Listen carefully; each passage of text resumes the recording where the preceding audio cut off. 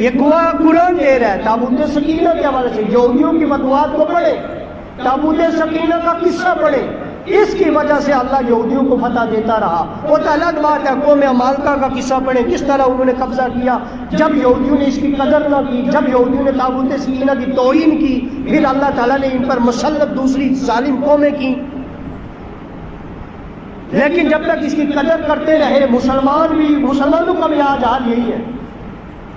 یاد رکھیں مسلمان جب تک ناقدری نہیں کریں گے اللہ کامیابی دے گا، جب بے قدرے ہو جائیں گے، ناقدرے ہو جائیں گے، اہمیت ختم ہو جائے گی اللہ کی پیاری جگہوں کی، تو پھر اللہ اسی طرح مسلط کرتا رہے گا۔ ہمارے سامنے قرآن کی تاریخ ہے، قرآن کی تاریخ یہودیوں کے قصے اللہ ہمیں سنا رہا ہے، عیسائیوں کے سنا رہا ہے، ان پر ظالموں نے قبضہ کیا تاریخ میں حضور کے آنے سے پہلے تو کن وجوہات سے کیا، وہ ساری وجوہات آج مسلمانوں میں آ چکی ہیں۔ کون سی بات اس وقت یہودیوں میں تھی، کون سی بات اس وقت عیسائیوں میں تھی جس کی وجہ سے یوں ہوا کہ ان پر غیر قوموں نے مسلط ہوئی، غیر قومیں، کہ ان میں سے آج مسلمانوں میں وہ باتیں نہ ہوں، سب آ چکی ہیں۔ یہی وجہ ہے کہ آج بھی ہمارے حالات آپ دیکھ رہے ہیں، ابھی عیسائی اور یہودی سر جوڑ چکے ہیں، ایک ہو چکے ہیں، دونوں مسلمانوں کے دشمن بن چکے ہیں، حالانکہ دونوں آپس میں بھی سخت دشمن ہیں۔ عیسائی اپنے طور پر مسجد اقصی کو حاصل کرنا چاہتے ہیں۔ عیسائی کیوں چاہتے ہیں؟ عیسائیوں کا بھی سنیں، یہ یہودیوں کا میں نے آپ کو بتایا۔ عیسائی چاہتے ہیں کہ ایک تو ان کا کہنا یہ ہے، عیسائی کہتے ہیں یہاں پر حضرت عیسیٰ علیہ السلام کی پیدائش ہوئی، بیت الرحم ہے، وہ کہتے ہیں یہ وہ جگہ ہے جہاں اللہ کے بیٹے کی پیدائش ہوئی، نعوذ باللہ۔ عیسیٰ علیہ السلام کی پیدائش کی جگہ کو کہتے ہیں اللہ کے بیٹے روح اللہ کو مسیح علیہ السلام کی یہاں پر پیدائش ہوئی، اس لیے بھی ان کے لیے اہم ہے۔ اور مسلمان کیوں چاہتے ہیں اس جگہ کو؟ مسلمان اس جگہ کو اس لیے چاہتے ہیں کہ سب سے پہلی بات تو میں آپ کو یہ حدیث سناتا ہوں، بخاری کی حدیث ہے اور مسلم شریف کی حدیث ہے۔ حضرت ابو ذر غفاری کہتے ہیں میں نے پاک نبی صلی اللہ علیہ وسلم کی بارگاہ میں عرض کی یا رسول اللہ صلی اللہ علیہ وسلم، اب یہ بات غور سے سننا، حدیث سنا رہا ہوں بخاری اور مسلم کی، مسلمان کیوں بیت الاقصی کی، مسجد اقصی کی کیوں عزت اور تعظیم اتنی کرتے ہیں کہ جانوں کے نذرانے قبول کرنے پر اس کو چھوڑ نہیں رہے؟ حضرت ابو ذر کہتے ہیں بخاری مسلم کی حدیث ہے، حضور سے میں نے عرض کی یا رسول اللہ صلی اللہ علیہ وسلم، دنیا میں زمین پر سب سے پہلے مسجد کون سی تعمیر ہوئی؟ تو حضور نے فرمایا مسجد حرم۔ یہ جو حضور نے منہ پھیرا نا، حضور نے یہ نہیں کہ پہلا قبلہ مسجد اقصی تھی، پہلا قبلہ پہلی مسجد دنیا میں جو بنی وہ مسجد حرم تھی، کعبہ تھی۔ حضرت آدم علیہ السلام نے اللہ کے حکم سے سب سے پہلی تعمیر فرشتوں کے ساتھ، فرشتوں نے آ کر جگہ، حضرت جبریل علیہ السلام نے پر مار کے جگہ دکھائی تھی، آدم علیہ السلام نے سب سے پہلے مسجد حرم کی تعمیر کی تھی۔ پھر حضرت ابو ذر غفاری رضی اللہ تعالیٰ عنہ نے سوال کیا یا رسول اللہ دوسرے نمبر پہ کون سی مسجد بنی؟ حضور نے فرمایا اس کے بعد مسجد اقصی بنی۔ گویا کائنات میں اس ضلع زمین پر پہلی مسجد بیت حرم ہے، دوسری مسجد جو بنی وہ مسجد اقصی بنی ہے۔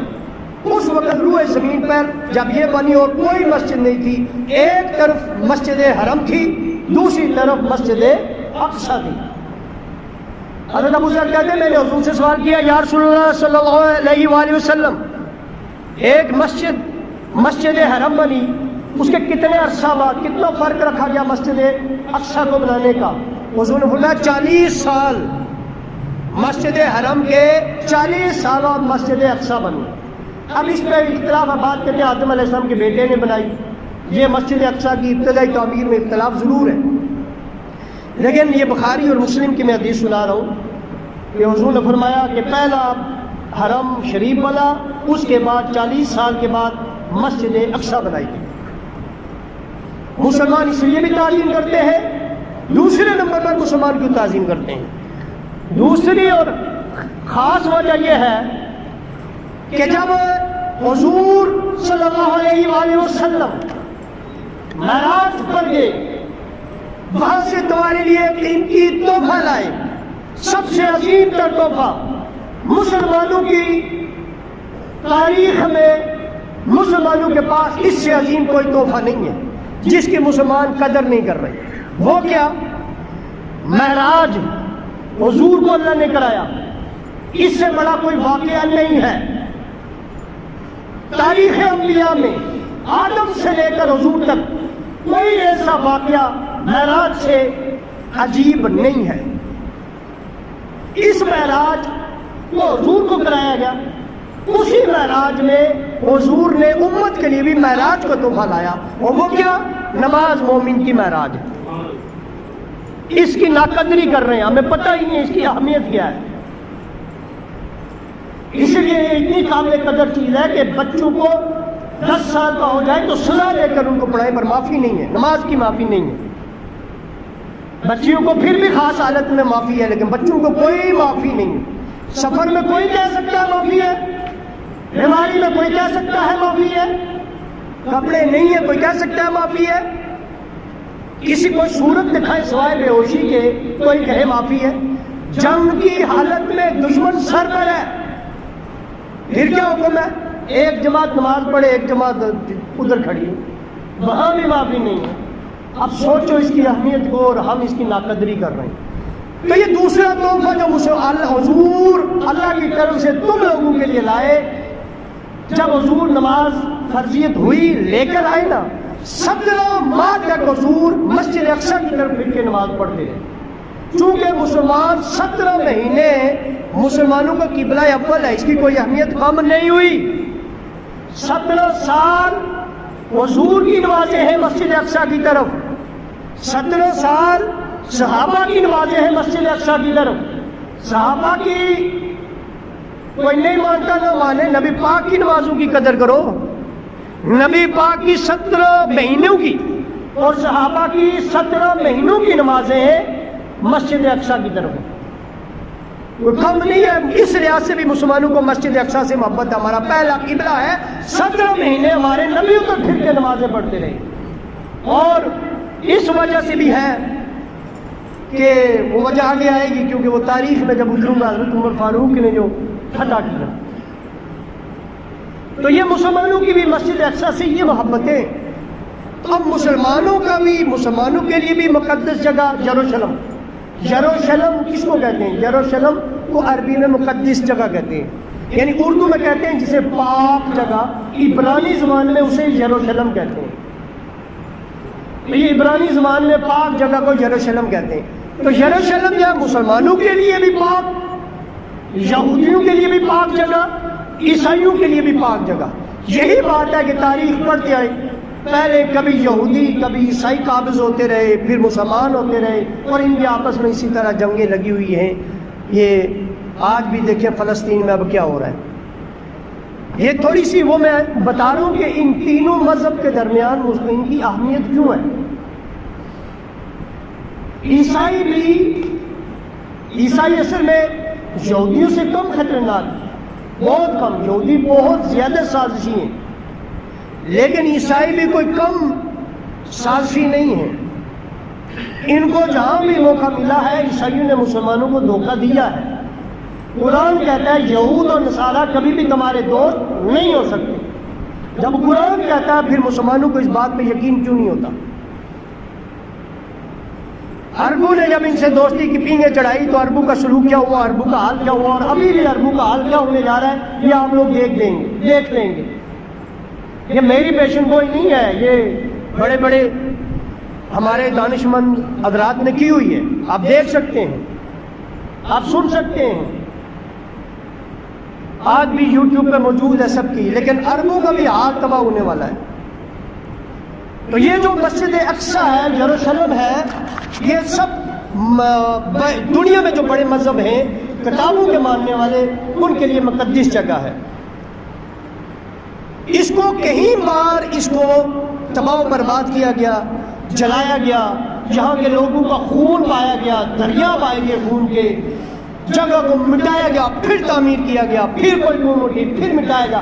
یہ جگہ ہمیشہ جنگ کا مرکز بنی رہی ہے. جب سے تعمیر ہوئی، جب سے یہاں پر حضرت داؤد کے بعد، داؤد علیہ السلام سے پہلے بھی، وہاں اس دور سے لے کر یہاں پر اس جگہ کے لوگوں کو سکون نہیں نصیب ہوا. اس میں سے کچھ تاریخ میرے پاس لکھی ہوئی پڑی ہے جو میں آپ کے سامنے عرض کروں گا، انشاءاللہ اگلے جمعے تک بھی بات جائے گی. لیکن میں یہ کہہ رہا ہوں کہ اس دور سے یہ جگہ پوری دنیا کے لیے جنگ کا ایک مرکز بنی ہوئی ہے. یہاں پر جو قوم بھی آئی ہے اس کو دوسری قوم نے حملہ کر کے اس کا ستیہ ناش کیا، اور ابھی بھی آپ دیکھ سکتے ہیں. حضرت داؤد علیہ السلام نے اس جگہ کو جب فتح کیا نا، تو حضرت داؤد علیہ السلام نے 33 سال اس جگہ پر حکومت کی. 33 سال اس کو دارالحکومت بنا دیا تھا. کیونکہ آپ جانتے ہیں داؤد علیہ السلام کو اللہ نے اتنی بڑی فتح دی. حضرت داؤد علیہ السلام کو جو لوہے کو پگھلا دیتے تھے، اسی کا فائدہ اللہ نے سلیمان علیہ السلام کو بھی دیا. ہاتھ میں پکڑتے تھے لوہا نرم ہو جاتا تھا. سلیمان علیہ السلام کو اللہ تعالیٰ نے وہ کنویں عطا کیے تھے جن کنویں میں دھاتیں پگھلی ہوئی تھی. جیسے پانی ہے نا، اس طرح کی دھات ہے. کیونکہ سلیمان علیہ السلام اچھی تعمیر کرنا چاہتے تھے. یہ اچھی تعمیر حضرت سلیمان علیہ السلام کی بھی سنت ہے. تو وہ جو ہے نا وہ ایسی تعمیرات کرنا چاہتے تھے. یہ مسجد اقصیٰ بھی اسی کا حصہ ہے. یہ وہ تعمیر اب نہیں رہی، وہ تو ہیرے اور جواہرات کی تعمیر تھی. سلیمان علیہ السلام نے کیسے تعمیر کیا وہ الگ قصہ ہے. بہرحال داؤد علیہ السلام نے 33 سال اس کو دارالحکومت بنائے رکھا. آدھی دنیا داؤد علیہ السلام نے فتح کر دی تھی. جب داؤد علیہ السلام رخصت ہوئے تو اللہ تعالیٰ نے سلیمان کے بیٹے حضرت سلیمان علیہ السلام کو کل روح زمین کی حکومت عطا کر. ہواؤں پہ بھی قبضہ، چرند پرند بھی آپ کے ماتحت، جنات بھی آپ کے ماتحت. اس زمین پر کوئی ایسی شے نہ تھی جو داؤد حضرت سلیمان علیہ السلام کے ماتحت نہ ہو. بغیر پیٹرول کے ہوائی سفر کرتے تھے، بغیر جہازوں کے ہوائی سفر کرتے تھے، اور خود بھی کرتے تھے اور باقیوں کو بھی کراتے تھے. تو یہ پہلا ہوائی سفر جو ہے وہ حضرت داؤد علیہ السلام نے ہمیں قصوں میں یہ بھی ملتا ہے جو قرآن کی قصوں میں ہے.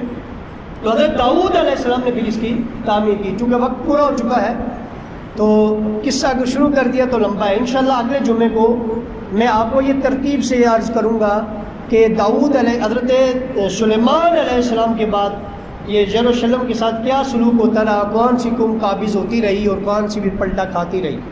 تو یہ تاریخ پڑھ کر میں لکھ کر بھی لایا ہوں، تاریخیں ساتھ لکھی ہوئی ہیں. تو انشاءاللہ اگلے جمعے کو یہ میں پھر شروع کروں گا. آپ سے بھی التماس ہے کہ جلدی آ جایا کریں. یہ جو یروشلم ہے، مسجد اقصیٰ ہے، مسلمانوں کے یہاں اس کی کم اہمیت نہیں ہے. حضور کی معراج کا قصہ یہاں سے شروع ہوتا ہے. تو آپ لوگوں کو بھی چاہیے، ہمیں بھی چاہیے کہ مسجد اقصیٰ پہ جو ابھی ہو رہا ہے اس طرف آئیں گے، لیکن پہلے اپنی تاریخ جانو، کیوں مسلمانوں کی یہاں اہمیت ہے.